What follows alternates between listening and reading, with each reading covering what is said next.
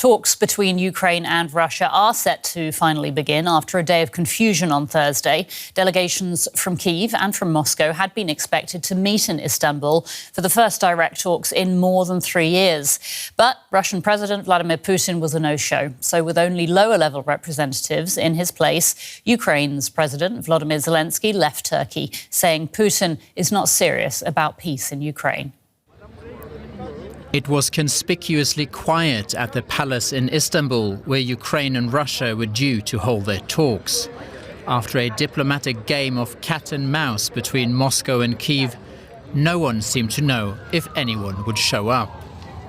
But after days of speculation that Russian President Vladimir Putin might come to Istanbul, the Kremlin announced he had no such plans. Instead, he sent a low-level delegation. But they were left waiting for the Ukrainians, who were hundreds of kilometers away in Ankara.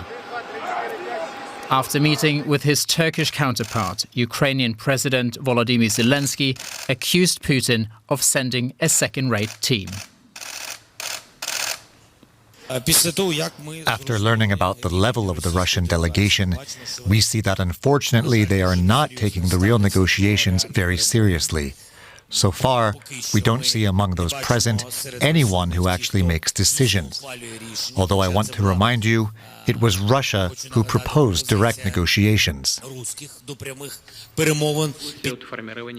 Putin was the first to propose the talks in Turkey, while dismissing demands of a ceasefire. But speculation about his attendance was triggered by Zelenskyy challenging Putin to meet him face to face. At first, Zelenskyy made some kind of statements that demanded Putin come personally. Well, he's a pathetic person. It's obvious to everyone, except maybe him and those who are his puppet masters. Another negative RSVP came from Donald Trump, who was traveling in the Gulf.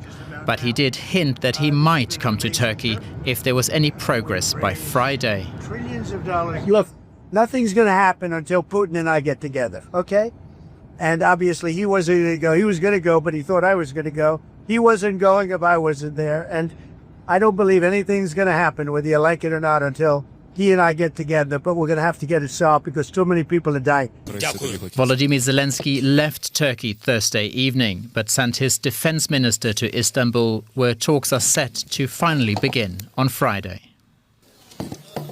And we can get more from DW's Sergei Satanovsky, who's reporting from Riga. That's because the Kremlin has banned DW from Russia. And we've got our correspondent Rebecca Rittas joining us from Kyiv. Great to see you both. Sergei, just tell us more about why these talks have been delayed. Why have they still not started? Well, yesterday the talks didn't begin because the Ukrainian delegation only arrived in Istanbul at night. Russian diplomats were stressing that they were on site, they were ready to start the talks any moment. But now that both delegations are finally in place, the talks are expected to start shortly at around noon, as the Russian news agency TASS reports. Another possible reason for the delay may be the lack of consensus on the agenda.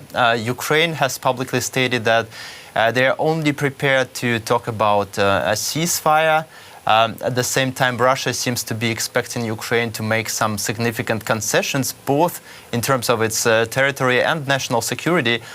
So basically, the Kremlin wants to revive the negotiations that failed in the spring of 2022. Donald Trump, we just heard there, is saying that nothing can happen until he and Vladimir Putin get together. Rebecca, where does this leave Ukraine in these peace talks? Anya, this is a sentiment we've been hearing for many days or even weeks, that we heard it there in the report. We heard Marco Rubio say it again overnight, that nothing will happen until Putin and Trump get together. And I think it leaves the Ukrainians in a very similar position. They're incredibly frustrated. they've been watching for the last 2 months as President Putin has prevaricated for making any progress on this 30-day ceasefire deal proposed by Donald Trump. This has led many, not just here in Ukraine, but among allies, and even Donald Trump himself, to question whether Putin is just really leading Donald Trump down the garden path. And we saw it again, this week in the lead up to these talks that President Putin sort of walking this fine line, trying to, once again, not really make any progress on this ceasefire, but, on the other hand, trying not to get Donald Trump offside. It does appear that he has succeeded for the moment, and that, of course, is incredibly frustrating for the Ukrainians who are turning to their other allies in Europe, trying to continue to ramp up that pressure. The US Secretary of State Marco Rubio criticised the level of representatives sent by Moscow. So, Sergei, isn't it in fact such a low-level delegation as is being suggested? And do you see any kind of seriousness from the Russian side to actually make these peace talks happen?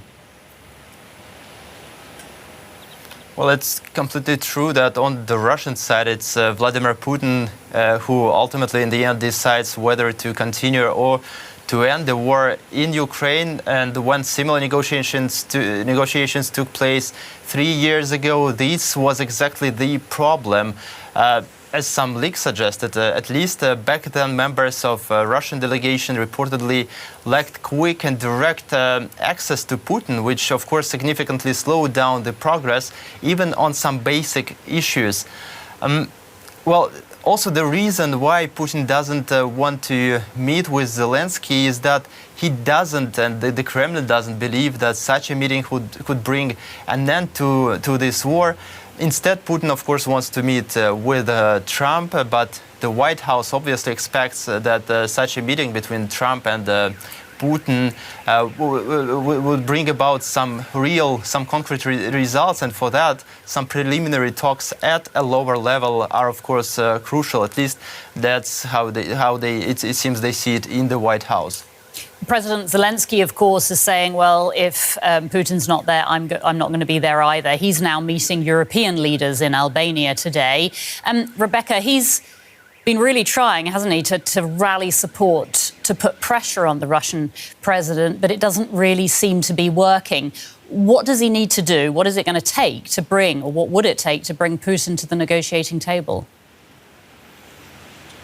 Well, I think that is the question that everybody would love to know the answer to. It's really, really difficult to know just what will bring him to the negotiating table. But of course, just getting him to the negotiating table is, of course, only the first hurdle. Once he's there, we've got two sides that are so kind of divergent that it seems very difficult to see how they could meet in the middle. Sergei touched on it there. You've got on the one side, Ukraine focusing particularly on this 30-day ceasefire. They say that must be implemented before negotiations can take place. That's on one side. You've got Russia on the other side saying that they're continuing these maximalist demands, that they want a continuation of talks that started in March 22 when the two sides were in a very, very different position. They feel, Russia that is, that they are in a very dominant position on the battlefield and therefore don't need to make much, concessions in the way of negotiating.